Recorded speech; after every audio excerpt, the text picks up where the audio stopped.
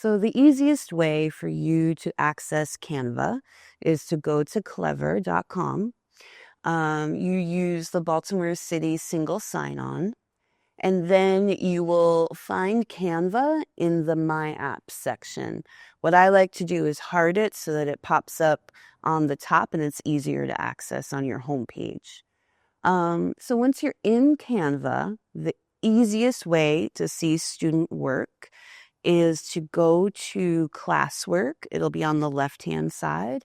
And then underneath that, it will say you can access it two ways. If students have already sent you work, you go to the review tab and you will find them there. They'll pop up. It'll say to review. Or you can go to where it says classes, and your classes that are populated in Infinite Campus will already be there for you. They'll be there magically, and you can access it that way. So when you need to leave a comment on your student work or to leave feedback, it's the easiest thing.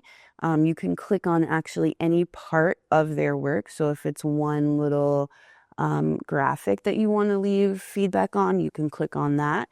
A little speech bubble will pop up, and you can type in whatever you need to for the student to see. A pro tip that I used is I copied and pasted directly from the rubric or the checklist so that you can share with your students your specific expectations of success.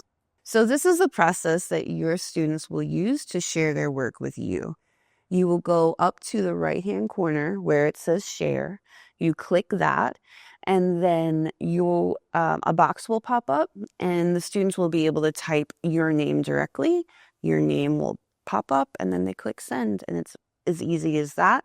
And for you to return your work to your students, you do the same thing. Where it says share, it'll just say return to student, and you click it, and it's easy.